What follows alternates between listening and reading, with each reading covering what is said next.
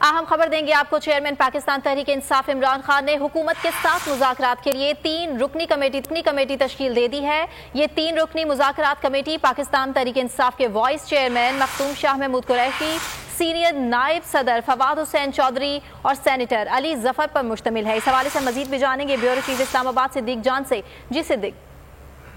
بالکل، تحریک انصاف کے چیئرمین عمران خان نے یہ 3 رکنی کمیٹی تشکیل دی ہے کیونکہ سپریم کورٹ آف پاکستان نے کہا تھا کہ حکومت اور اپوزیشن آپس میں بات چیت کریں، اور کل کیونکہ اس حوالے سے سپریم کورٹ آف پاکستان میں جواب دیا جانا ہے، سپریم کورٹ آف پاکستان کو بتایا جانا ہے، تو عمران خان کی جانب سے اس لیے یہ کمیٹی بنا دی گئی ہے کہ حکومت نے تو جو ہے وہ رابطہ نہیں کیا، لیکن یہ ہے کہ کل اگر سپریم کورٹ میں پوچھا جاتا ہے تو تحریک انصاف یہ بتا سکے کہ ہم تو مکمل طور پہ تیار تھے، ہم نے تو کمیٹی بھی بنا دی تھی، اور اگر حکومت آج رات کو کوئی رابطہ کرنا چاہتی ہے تو ان 3 میں سے کسی کے ساتھ بھی رابطہ کر سکتی ہے۔ تو یہ 3 رکنی کمیٹی جو ہے وہ تشکیل دی گئی ہے۔ اگر حکومت نے مذاکرات کرنے ہیں، حکومت نے بات چیت کرنی ہے تو ان 3 سے رابطہ کیا جائے گا، کیونکہ پہلے بھی حکومت نے سپریم کورٹ کو یہ بتایا تھا کہ وہ کیسا صاحب کے ساتھ رابطہ کر رہے ہیں، لیکن اب باقاعدہ طور پر 3 رکنی یہ کمیٹی تشکیل دے دی گئی ہے کہ اگر حکومت سنجیدہ ہے بات چیت میں تو پھر ان 3 کے ساتھ رابطہ کرے، نہ کہ تحریک انصاف کے کسی اور رہنما کے ساتھ۔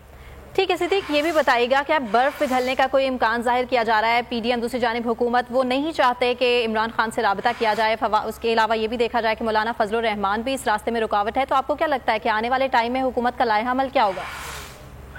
دیکھیں، ابھی بول کے ہی ہمارے رپورٹر ہیں فہد چودھری، انہوں نے ایک خبر جو ہے وہ دی ہے جس کے مطابق یہ ہے کہ وزیر قانون اعظم نذیر تارڑ اور خواجہ سعد رفیق کا چیئرمین سینٹ صادق سنجرانی سے رابطہ ہوا ہے، اور انہیں یہ تجویز دی گئی ہے کہ سینٹ میں موجود جو تحریک انصاف کے سینیٹرز ہیں اور حکومت کے جو حکومتی سینیٹرز ہیں جو ہیں وہ شروع کرائے جائیں اور ان کو فیسیلیٹیٹ کیا جائے۔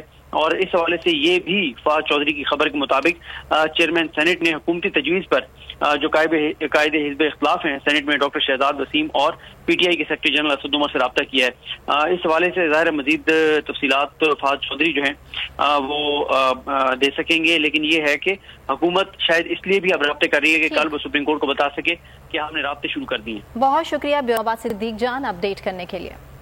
ہوائے نفس کی ہے حکمرانی، لٹیرا کر رہا ہے پاسبانی۔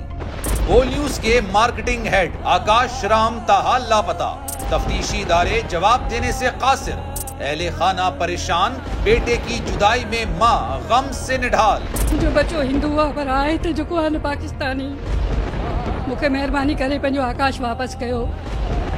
حکومت سے بے قصور اور محب وطن بیٹے کی بازیابی کے لیے فریاد۔ آکاش رام کے اغوا کے خلاف اہل خانہ کی جانب سے سپریم کورٹ میں درخواست دائر۔ سپریم کورٹ کے چیف جسٹس عمر عطا بندیا سے آکاش رام کے اہل خانہ کی جلد سماعت کی استدعا۔